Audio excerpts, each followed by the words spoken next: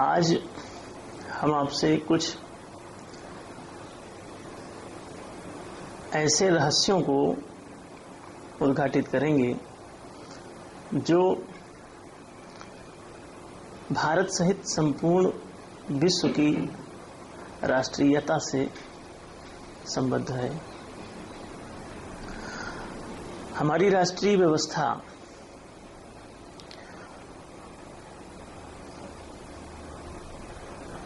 बहुत दिनों से अव्यवस्थित सी चल रही है।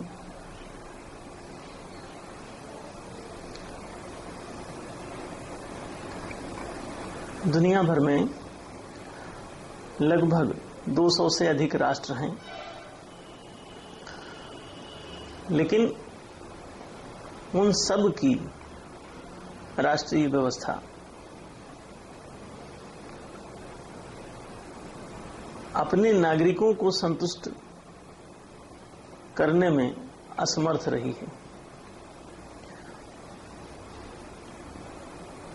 किसी न किसी तल पर सभी राष्ट्रों में नागरिक आंदोलन अथवा क्रांतियां होती रही हैं, जिसमें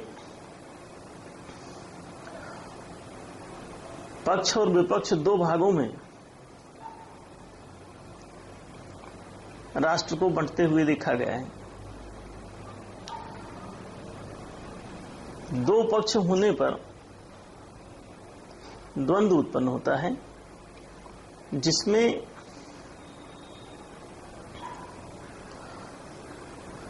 संघर्ष खड़ा होता है। एक दूसरे के विरुद्ध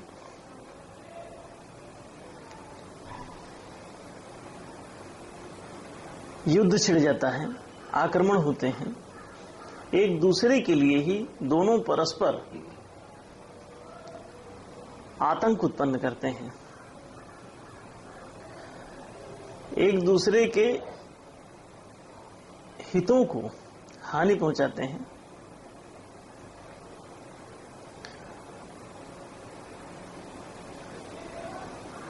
आकांक्षा होती है उसके पीछे अपने अपने हितों की मांग अथवा रक्षा।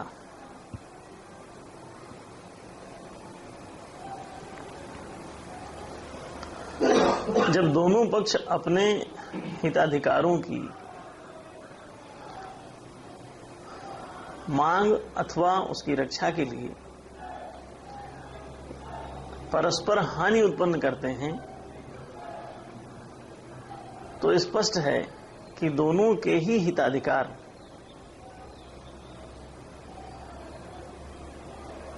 क्षीण होते हैं, संपत्तियों का नाश होता है और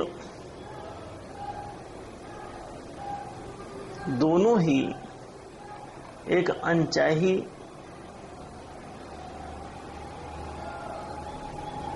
तबाही, दरिद्रता, दुख और अशांति की ओर चले जाते हैं। फिर शांति स्थापना के अभियान चालू हो जाते हैं।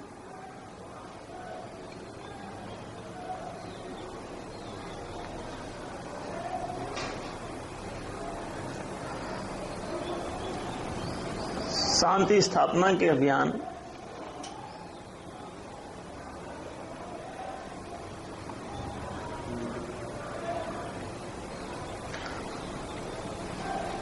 कुछ दे तो नहीं पाते, लेकिन अपव्यय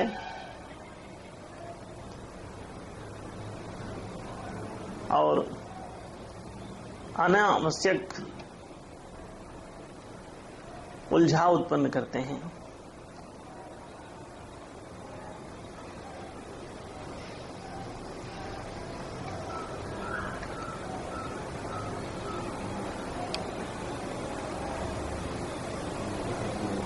क्योंकि एक ऐसी समस्या का समाधान वो लोग चाहते हैं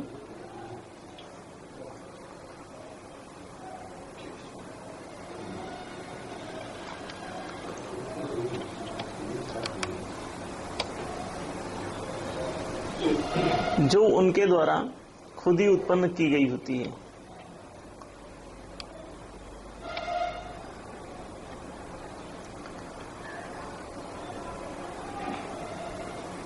तो निश्चित जिस समस्या के कारण वे स्वयं हैं, उसका समाधान उनके द्वारा कैसे होगा?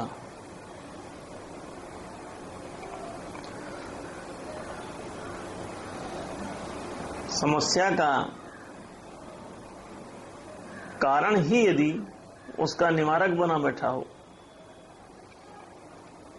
तो इसका अभिप्राय ये हुआ कि वो समस्या कभी समाप्त नहीं होगी, और इसीलिए वो समस्याएं कभी समाप्त नहीं हुई। सभी राष्ट्रों में तनाव, परस्पर गुटबाजी, पारस्परिक शत्रुता, ये सब बातें हम लोग पिछले हजारों सालों के इतिहास में देखते चले आए हैं। हजारों वर्ष बीतते चले आए हैं और समस्याएं जहां की तहां खड़ी रही हैं।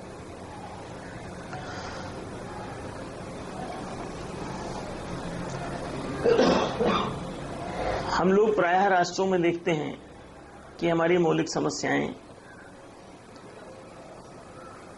आर्थिक हैं, और उन आर्थिक कारणों से फिर दूसरी समस्याएं प्रारंभ हो जाती हैं। जैसे आप देखते हैं कि समाज में जातिवाद की समस्या है। देखने में लगता है कि इसका अर्थ से कोई संबंध नहीं है, लेकिन वास्तविक बात यह है कि जातिवाद आर्थिक कारणों से ही उत्पन्न हुआ है। यदि आर्थिक समस्याएं सुलझाई जाएं, तो जातिवाद की समस्याएं समाप्त हो जाती हैं। दूसरी बात, आपको लगता है दहेज की समस्या है समाज में। मैं कहता हूं कि यह भी आपकी आर्थिक समस्या है। स्त्री पुरुष के हिताधिकारों में आर्थिक तलों पर वैषम्य है।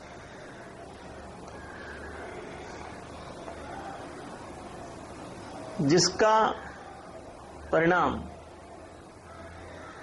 दहेज प्रथा के रूप में सामने आता है।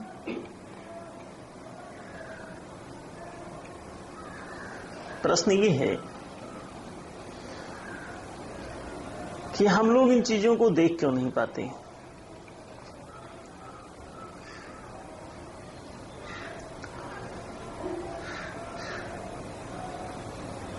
समाज में चोरी की समस्या है।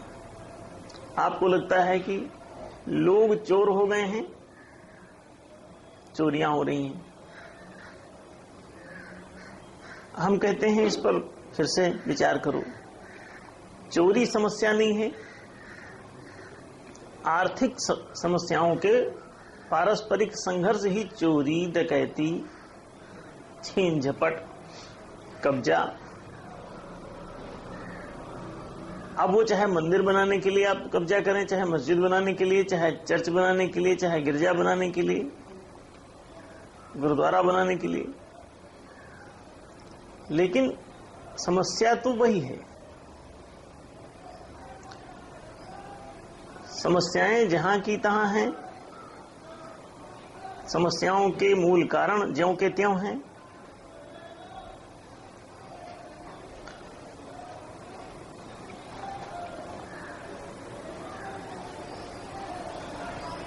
यदि आर्थिक मामलों पर आप विचार करके देखें, तो राष्ट्रीय तल पर जितनी भी समस्याएं हैं, उन सब का मूल कारण अर्थ है।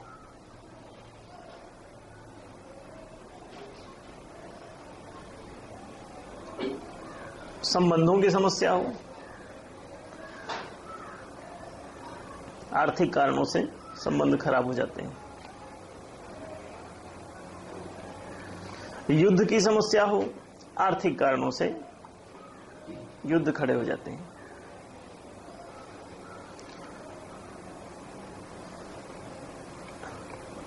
हिटलर को क्या जरूरत है कि वो फ्रांस पे कब्जा करे?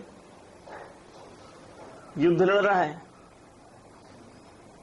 जब आप ग्रुपों में बंट जाते हैं, गुटों में बंट जाते हैं, छोटे छोटे राष्ट्रों में बंट जाते हैं,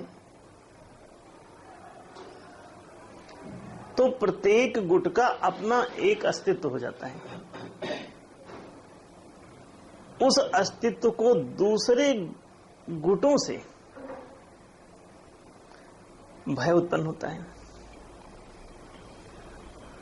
ईर्ष्या उत्पन्न होती है, द्वेष उत्पन्न होता है, अपने अपने हिताधिकारों को लेके चिंता उत्पन्न होती है। तो आप अपने हिताधिकारों को इतना मजबूत, इतना सुरक्षित कर लेना चाहते हैं कि दूसरे के हिताधिकार उस आपकी सुरक्षा व्यवस्था के नीचे दब जाते हैं।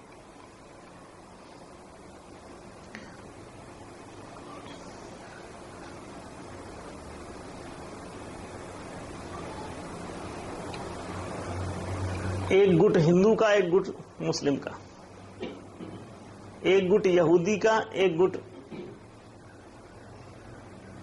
ईसाई का, नाजी का, ऐसे अनेक गुटों में आप बटे। और फिर इन गुटों के भीतर भी गुट चालू हो जाते हैं, और कारण एक ही है, आर्थिक। अच्छा, निवारण आप क्या करते हैं? उन समस्याओं का निवारण सोचते और करते हैं। जैसे दहेज की समस्या है तो आप उसका निवारण आर्थिक नहीं करते, आप क्या करते हैं? दहेज की समस्या का निवारण करते हैं, आर्थिक समस्या का निवारण नहीं करते। आर्थिक वैषम्य, स्त्री पुरुष के हिताधिकारों में परस्पर आर्थिक वैषम्य की जो नीतियां अपनाई जाती हैं राष्ट्रीय तल पर अथवा सामाजिक तल पर, तो उनमें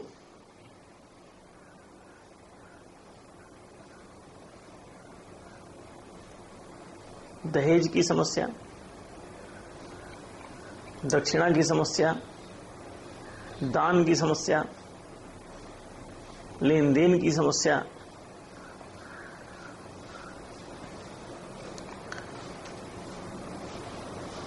पारस्परिक संघर्ष की समस्या,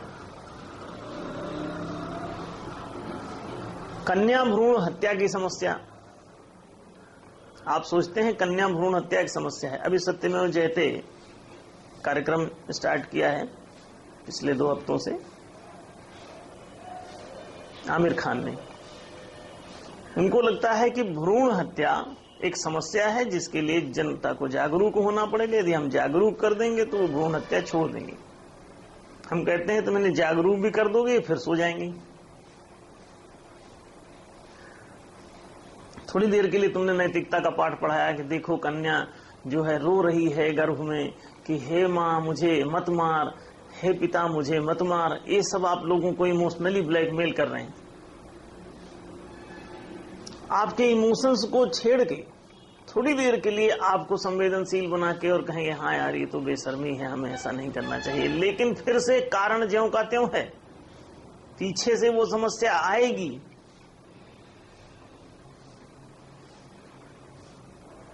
जिनको आपने थोड़ा सा इमोशनल छेड़छाड़ कर दिया तो वो रुक जाएंगे, दूसरी पीढ़ी शुरू कर देगी, क्योंकि उसके कारण शेष हैं।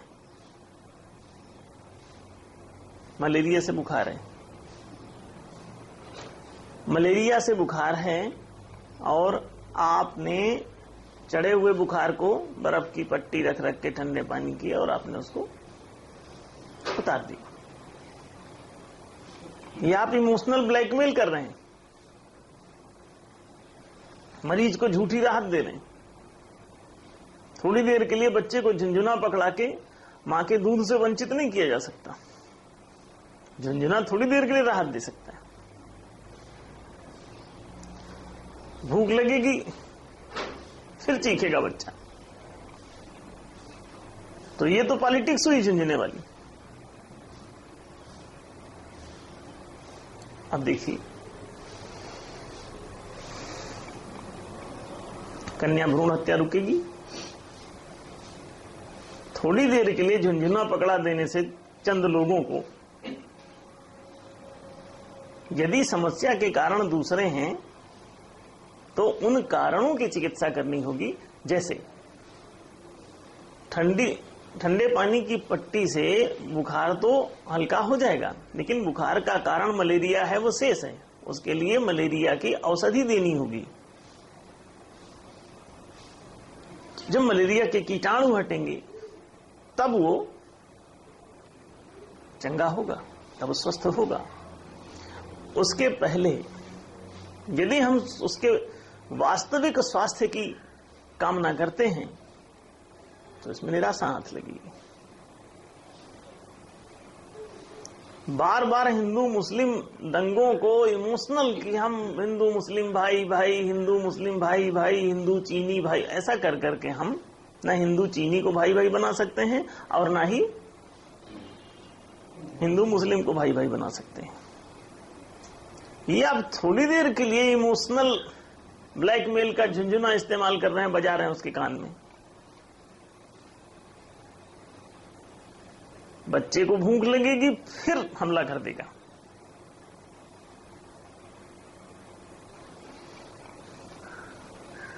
हिंदू मुस्लिम के जो दंगे होते हैं, राइट्स होते हैं, इसका कारण आर्थिक है। आप सोचते हैं हिंदुत्व और इस्लामियत है, ऐसा कदापि नहीं है। कोई हिंदू मुस्लिम लड़ना नहीं चाहता।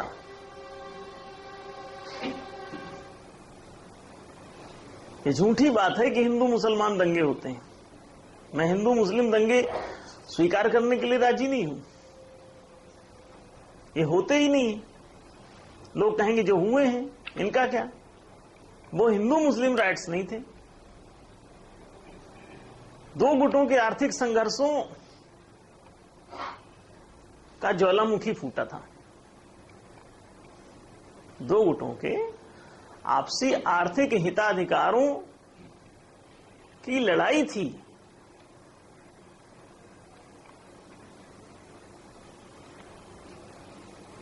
आर्थिक हिताधिकार कब सुरक्षित होंगे? एक स्वर में बोलेंगे तो क्या बोलेंगे? आर्थिक न्याय के द्वारा। और कुछ कहना है? आर्थिक हिताधिकार सुरक्षित होंगे, लेकिन केवल आर्थिक न्याय के द्वारा। दूसरा कोई उपाय